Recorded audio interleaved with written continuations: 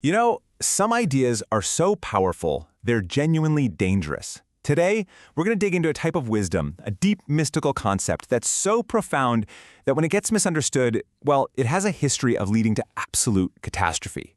Let's see how. It's a heavy question, right? But it is right at the heart of what we're talking about today. Because the story we're about to unfold suggests that the path to enlightenment and the path to destruction, well, sometimes they can look terrifyingly similar. So the core of the problem, it actually starts right here, inside our own minds. There's this fundamental conflict between how we are literally built to think and the central idea at the heart of Kabbalah.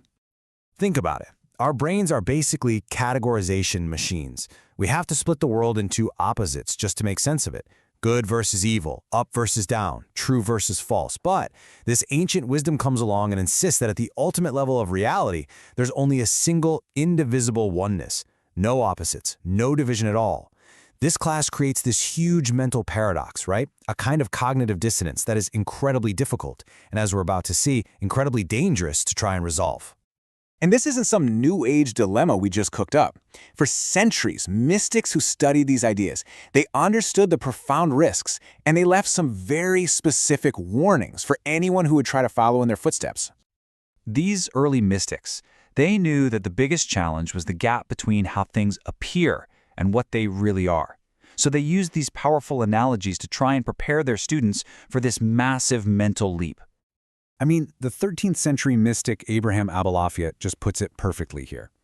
He's describing a state where two things we see as totally separate are actually one and the same.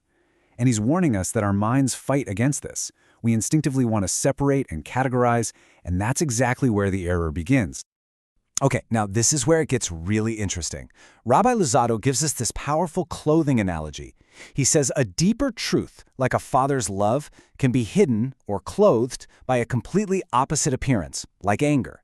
The warning is crystal clear. What you see on the surface isn't always the whole story. The real truth might be its total opposite, and if you can't see past that outer layer, you're in real trouble. So, what happens when these incredibly complex, paradoxical ideas fall into the hands of undisciplined minds? Minds that aren't looking for wisdom, but are actually looking for power? Well, the result is catastrophic. We can actually trace a direct historical line of this corruption. In the 1750s, a man named Jacob Frank takes these nuanced mystical ideas and just twists them into a destructive, malevolent ideology. His followers, and later figures like Adam Weishaupt of the Illuminati, use this stuff to undermine faiths from the inside.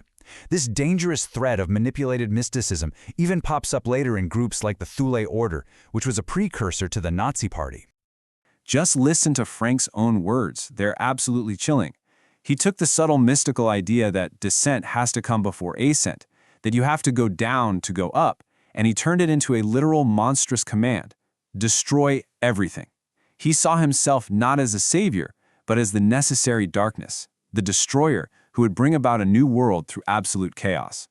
And how did they do it? The sources show they preyed on people's deepest hopes and fears. They went after well-meaning but naive people, exploiting their desperation for answers and their total lack of caution.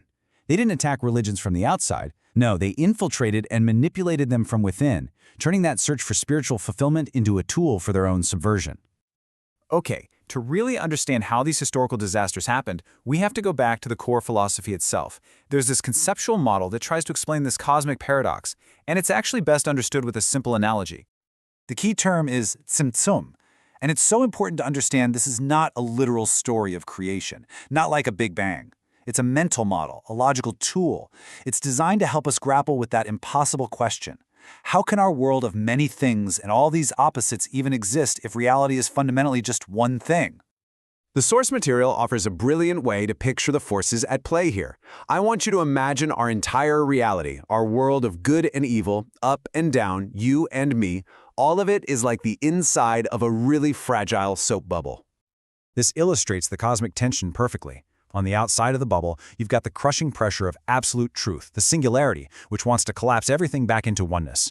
On the inside, you've got the pressure of what the model calls falsity, which doesn't mean lies, but our whole world of duality and separation, and it's pushing outward, trying to maintain its existence. So what holds it all together? A fragile, delicate membrane called grace. which keeps that perfect, delicate balance, allowing our world to exist for a timeless moment. So, now we can finally see what the real danger is. It's not about choosing good over evil. The real danger is trying to resolve this incredible cosmic tension with a simple human answer. Right. This is the crucial point.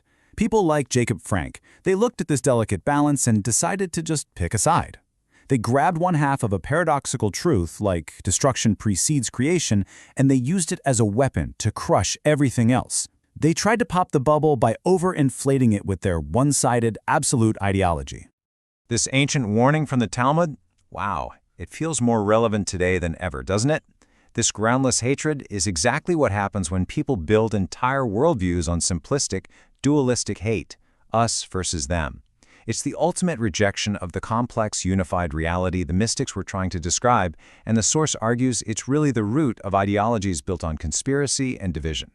And that brings us to the philosopher Wittgenstein's famous conclusion. The true wisdom isn't about finding the perfect words to explain the unexplainable singularity. It's about recognizing the limits of our own dualistic minds and our language. True Kabbalah, the source concludes, isn't hidden, it's silent. And that's the thought I really want to leave you with. In a world that is just flooded with confident, simple, and, let's be honest, often angry answers, what is the wisdom in admitting that, before some truths, the best response is simply silence?